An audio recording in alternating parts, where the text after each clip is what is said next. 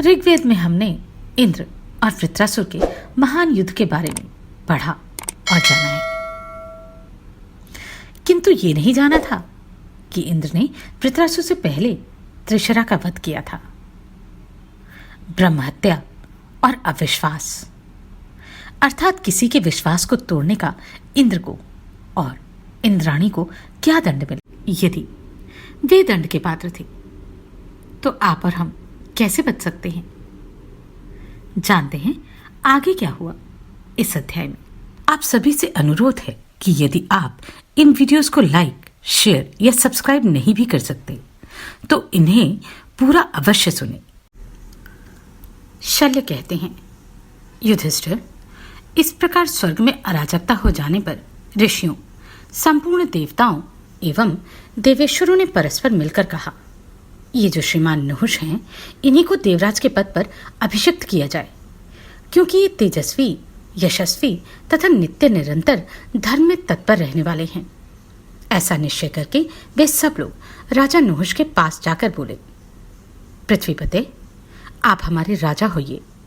राजन, तब नहुष ने पितरों सहित उन देवताओं तथा ऋषियों से अपने हित की इच्छा से कहा, मैं तो दुर्बल हूं, मुझ में आप लोगों की रक्षा करने की शक्ति नहीं है। बलवान पुरुष ही राजा होता है, इंद्र में ही बल की नित्य सत्ता है। यह सुनकर संपूर्ण देवता तथा ऋषि पुनः उनसे बोले, राजेंद्र, आप हमारी तपस्या से संयुक्त हो स्वर्ग के राज्य का पालन कीजिए। हम लोगों में प्रत्येक को एक दूसरे से घोर भय बना रहता है, इसमें संशय नहीं है। अतः आप अपना अभिषेक कराइए और स्वर्ग के राजा होइए। देवता, दानव, यक्ष, ऋषि, राक्षस, पितृ, गंधर्व और भूत जो भी आपके नेत्रों के सामने आ जाएंगे, उन्हें देखते ही आप उनका तेज हर लेंगे और बलवान हो जाएंगे। अतः सदा धर्म को सामने रखते हुए आप संपूर्ण लोकों के अधिपति होइए। आप स्वर्ग में रहकर ब्रह्म ऋषियों तथा देवताओं का पालन कीजिए। युधिष्ठिर, तदनंतर राजा नहुष का स्वर्ग में इंद्र के पद पर अभिषेक हुआ। धर्म को आगे रखकर उस समय राजा नहुष संपूर्ण लोकों के अधिपति हो गए। वे परम दुर्लभ वर पाकर स्वर्ग के राज्य को हस्तगत करके निरंतर धर्मपरायण रहते हुए ही काम भोग में आसक्त हो गए। देवराज नहुष संपूर्ण देवद्वानों में, नंदनवन के उपवनों में, कैलाश में, हिमालय के शिखर पर, मंदराचल, श्वेतगिरी, सह, महेंद्र तथा मलय पर्वत पर एवं समुद्रों और सरिताओं में अप्सराओं तथा देवकन्याओं के साथ भांति भांति की क्रीड़ाएं करते थे। कानों और मन को आकर्षित करने वाली नाना प्रकार की दिव्य कथाएं सुनते थे तथा सब प्रकार के वाद्यों और मधुर स्वर से गाए जाने वाले गीतों का आनंद लेते थे।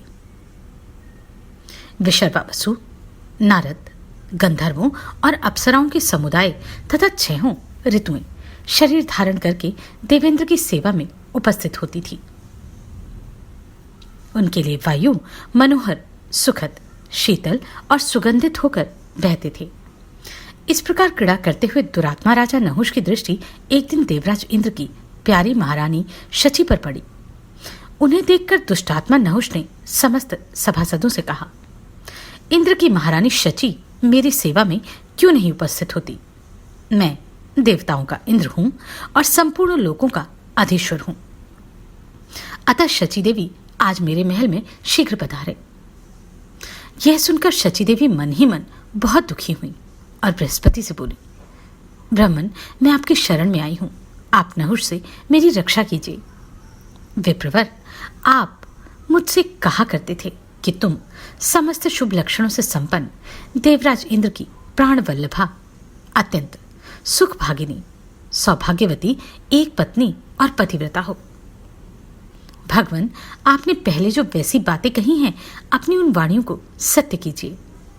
देवगुरु, आपके मुख से पहले कभी कोई व्यर्थ या असत्य वचन नहीं निकला है। अतः द्विजश्रेष्ठ, आपका यह पूर्वोक्त वचन भी सत्य होना चाहिए। यह सुनकर बृहस्पति ने भय से व्याकुल हुई इंद्राणी से कहा, देवी, मैंने तुमसे जो कुछ कहा है वह सब अवश्य सत्य होगा। तुम शीघ्र ही देवराज इंद्र को यहां आया हुआ देखोगी। नहुष से तुम्हें डरना नहीं चाहिए। मैं सच्ची बात कहता हूं, थोड़े ही दिनों में तुम्हें इंद्र से मिला दूंगा।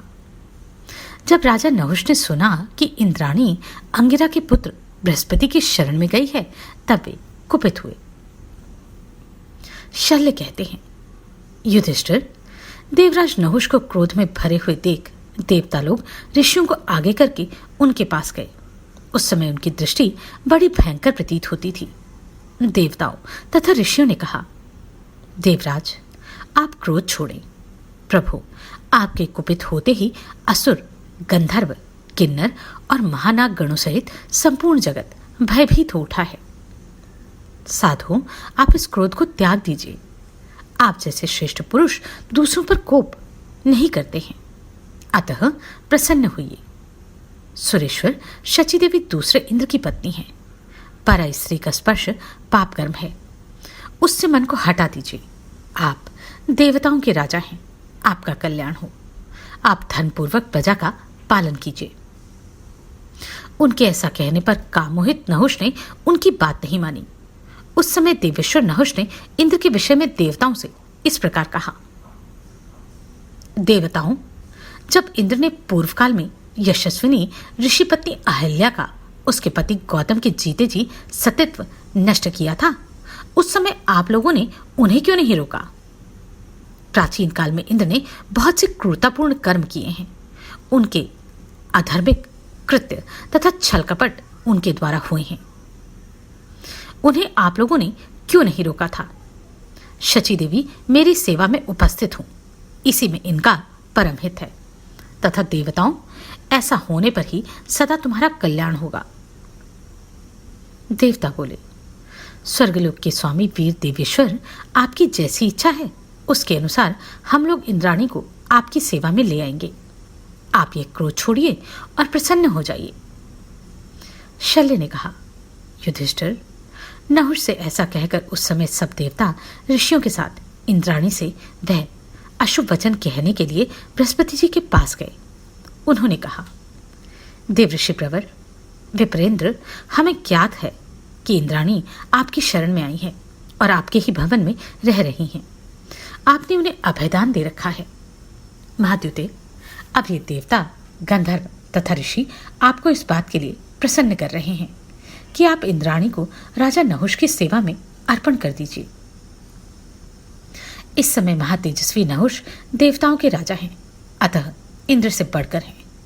सुंदर रूप रंग वाली शची इन्हें अपना पति स्वीकार कर ले। देवताओं की ये बात कहने पर शची देवी आंसू बहाती हुई फूट फूट कर रोने लगी और तीन भाव से बृहस्पति देव को संबोधित करके इस प्रकार बोली, देवऋषियों में श्रेष्ठ ब्राह्मण देव, मैं नहुष को अपना पति बनाना नहीं चाहती, इसलिए आपकी शरण में आई हूं। आप इस महान भय से मेरी रक्षा कीजिए। बृहस्पति ने कहा, इंद्राणी, मैं शरणागत का त्याग नहीं कर सकता, यह मेरा दृढ़ निश्चय है। अनंतते, तुम धर्मज्ञ और सत्यशील हो, अतः मैं तुम्हारा त्याग नहीं करूंगा। विशेषतः ब्राह्मण होकर मैं यह न करने योग्य कार्य नहीं कर सकता। मैंने धर्म की बातें सुनी हैं और सत्य को अपने स्वभाव में उतार लिया है। शास्त्रों में जो धर्म का उपदेश किया है उसे भी जानता हूं, अतः मैं यह पाप कर्म नहीं करूंगा। सुश्रेष्ठगण, आप लोग लौट जाएं। इस विषय में ब्रह्मा जी ने पूर्व काल में जो गीत गाया था वह इस प्रकार है, सुनिए।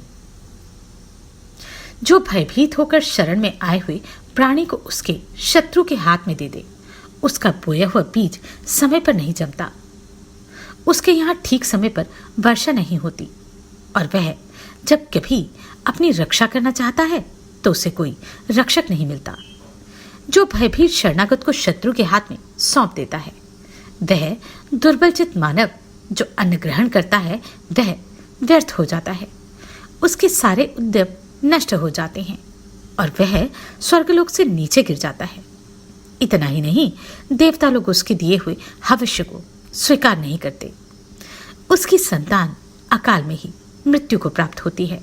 और उसके पितृ सदा नरक में निवास करते हैं। जो भयभीत शरणागत को शत्रु के हाथ में दे देता है, उस पर इंद्र आदि देवता वज्र का प्रहार करते हैं। इस प्रकार ब्रह्मा जी के उपदेश के अनुसार शरणागत के त्याग से होने वाले अधर्म को मैं निश्चित रूप से जानता हूं। अतः जो संपूर्ण विश्व में इंद्र की पत्नी तथा देवराज की प्यारी पटरानी के रूप में विख्यात है, उन्हें इन शची देवी को मैं नहुष के हाथ में नहीं दूंगा। श्रेष्ठ देवता जो इनके लिए हितकर हो, जिससे मेरा भी हित हो, वह कार्य आप लोग करें। मैं शची को कदापि नहीं दूंगा।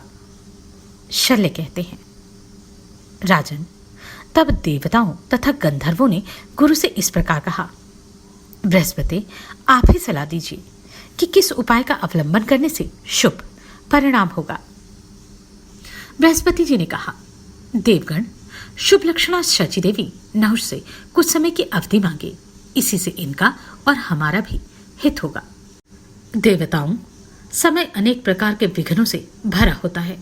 इस समय नहुष आप लोगों के वरदान के प्रभाव से बलवान और गर्वीला हो गया है। काल ही उसे काल के काल में पहुंचा देगा। शल्य कहते हैं, राजन, उनके इस प्रकार सलाह देने पर देवता बड़े प्रसन्न हुए और इस प्रकार बोले, ब्राह्मण, आपने बहुत अच्छी बात कही है। इसी में संपूर्ण देवताओं का हित है। द्विजश्रेष्ठ, इसी बात के लिए शची देवी को राजी कीजिए। तदनंतर अग्नि आदि सब देवता इंद्राणी के पास जा समस्त लोगों के हित के लिए शांत भाव से इस प्रकार बोले। देवता बोले, देवी, यह समस्त चराचर जगत तुमने ही धारण कर रखा है, क्योंकि तुम पतिव्रता और सत्यपरायणा हो। अतः तुम नहुष के पास चलो।